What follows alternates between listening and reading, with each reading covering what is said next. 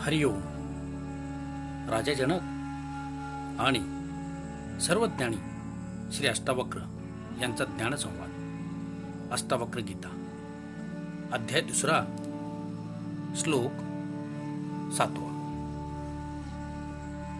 आत्माज्ञाना जगद्भाती आत्मज्ञानान्न भासते, रजोज्ञाना दहिर्भाती तज ज्ञाना भासते नाही. अनुवाद. आत्म्याचे अज्ञानामुळे विश्व वेगळे जाणवते. आत्म्याचे ज्ञान असल्यास विश्व जाणवत नाही. ज्याप्रमाणे दोरीच्या अज्ञानामुळे साप जाणवतो, ज्ञान झाल्यावर साप जाणवत नाही. विवेचन. राजा जनकाला आत्मज्ञान झाले, ज्यामुळे त्यांना सारी सृष्टी आत्मरूप दिसू लागली. या सूत्रात ते सृष्टीत दिसणाऱ्या भिन्नतेची कारण स्पष्ट करत सांगतात की हे विश्व सुद्धा आत्मस्वरूप किंवा ब्रह्मस्वरूपच आहे, कारण हे त्याच ब्रह्मापासून उत्पन्न झाले आहे.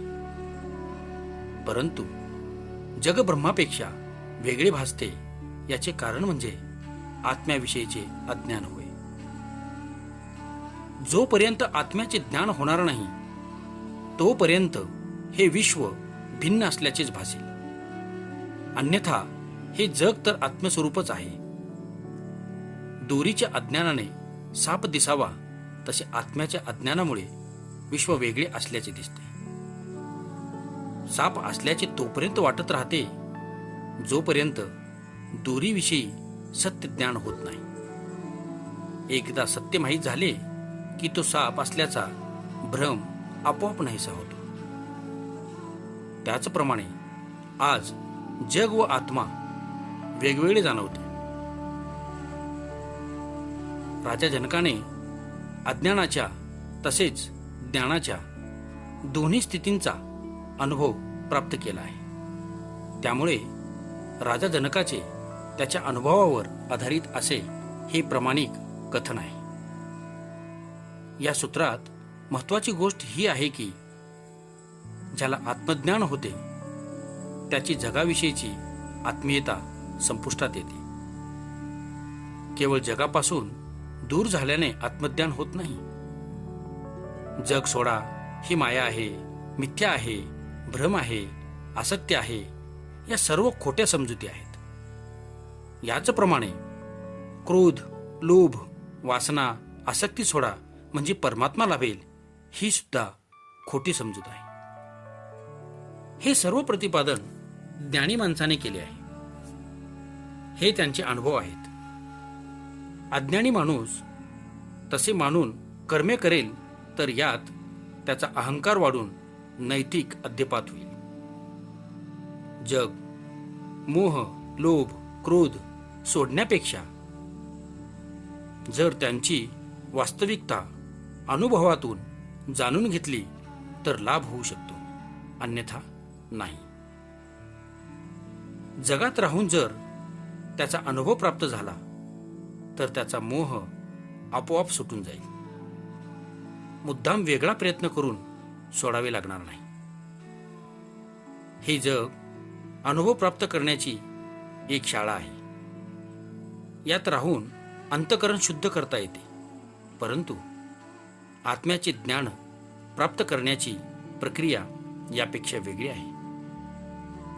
दोरीला साप समजून दूर पळून गेलात तर भ्रम दूर होणार नाही. भ्रम तर प्रत्यक्ष दर्शनानेच दूर होईल. म्हणून राजा जनक सांगतो की आत्म्याचे अज्ञानामुळे जग वेगळे दिसते व आत्मज्ञानाने त्याचे वेगळेपण नाहीसे झाल्याचे दिसते. दोघांपैकी एकालाच पाहू शकता, आत्म्याला किंवा जगाला. आत्मज्ञानानंतर जग तर राहतेच, पण जसे ते अज्ञानी व्यक्तीसाठी असते तसे ज्ञानी व्यक्तीसाठी नसते. ज्ञानी माणसाची दृष्टी बदलून जाते, त्याची विचार करण्याची पद्धत बदलून जाते. तो म्हणतो की क्रिया केल्याने अहंकार वाढतो, करणारा परमात्मा आहे त्यालाच करू द्या. तुमचा कर्ताभाव सोडून द्या. जे होत आहे ते स्वाभाविकपणे होऊ द्या. तुम्ही संकल्प करून काही काम करू नका. सर्व काही स्वीकारा. कर्ता नव्हे, साक्षी बना, केवळ द्रष्टा. सृष्टीच्या नियमानुसार सर्व स्वयंगतीने होत आहे. साक्षीचा अर्थ कर्मशून्य होणे नव्हे, परंतु स्वतःला कर्तेपणातून मुक्त करणे आहे. सर्व काही ईश्वराचे आहे. तोच सर्व काही करतोय. त्याला थांबवणे सुद्धा ईश्वराच्या कार्यात अडथळा आणणे आहे. या दृष्टीनेच योगी शांत होतो. साधकासाठी यामुळे पात्रता निर्माण होते. हरिओम. राजा जनक आणि सर्वज्ञानी श्री अष्टावक्र यांचा ज्ञानसंवाद. अष्टावक्र गीता, अध्याय 2, श्लोक 8. प्रकाशो मे निजं रूपं नातिरिक्तो अस्मेहं ततः यदा प्रकाशते विश्वं तदा अहं भासयेवहि.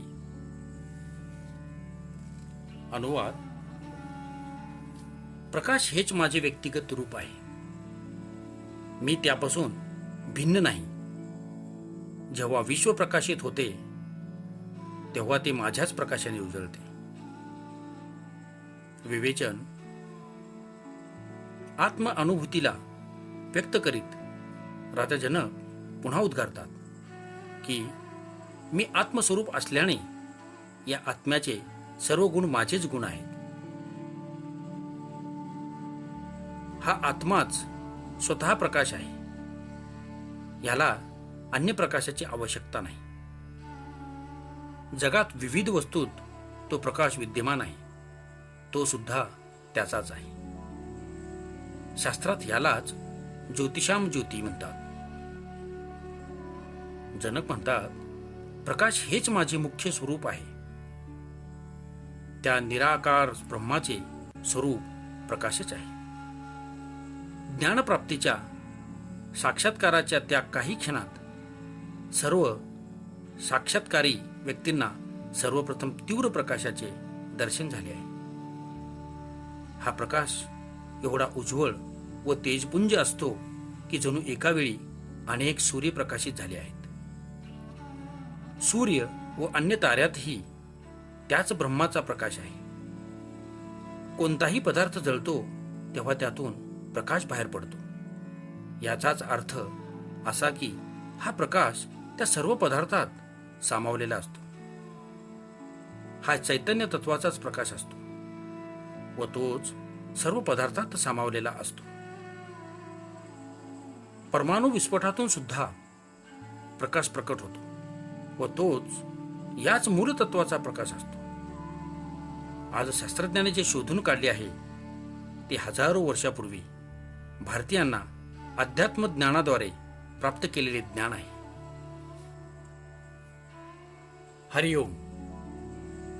राजा जनक आणि सर्वज्ञानी श्री अष्टावक्र यांचा ज्ञानसंवाद.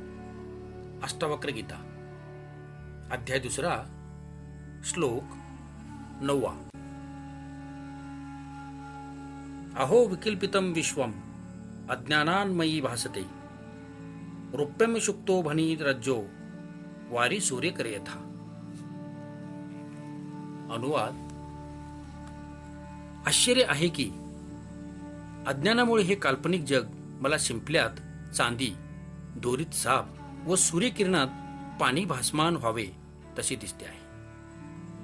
विवेचन. राजा जनकास आत्मज्ञान झाल्यामुळे त्याचा जगाबद्दलचा भ्रम दूर झाला होता. त्यास याची प्रचिती आली होती की त्याचे वास्तविक रूप हे चैतन्य स्वरूप आत्मा आहे व शरीर कदापि नाही. ह्याच प्रकारे जगाचे वास्तविक रूप आत्माच आहे व भौतिक पदार्थ नाही. हे जग जसे दिसते तसे हे नाही. अज्ञानामुळे काल्पनिक जग खरे जग वाटते. जे जग शिंपल्याप्रमाणे मूल्यहीन आहे, पण चांदीप्रमाणे मूल्यवान वाटते. दोरीप्रमाणे हे जग निर्जीव आहे, पण अज्ञानामुळे सापाप्रमाणे दिसते. सूर्यकिरणात हवा तापल्याने भासमान होणाऱ्या पाण्याप्रमाणे भ्रांतिजनक आहे, कारण ते तहान शमवू शकत नाही. या 3 उदाहरणात 3 तथ्य प्रकट झाले आहेत. शिंपल्यात चांदीचा भास व्हावा, त्याप्रमाणे हे जग मूल्यवान भासते, पण शिंपल्याप्रमाणे शून्य किमतीचे आहे. सापाप्रमाणेच भयभीत करणारे, पण दोरीप्रमाणे निर्जीव आणि मृगजळातील पाण्याप्रमाणे असत्य, कारण तहान भागू शकत नाही. या विषय वासनांची तहान या संसारातील उपभोगाने कधीच शमू शकत नाही. म्हणून मनुष्य उपभोगानंतर सुद्धा तडफडत राहतो व त्यातच शेवटी प्राणांत होतो. म्हणून हे सारे जगच मृगजळ आहे. त्यात सत्यता नसून भ्रम व मायाच आहे. ओम शांती शांती शांती.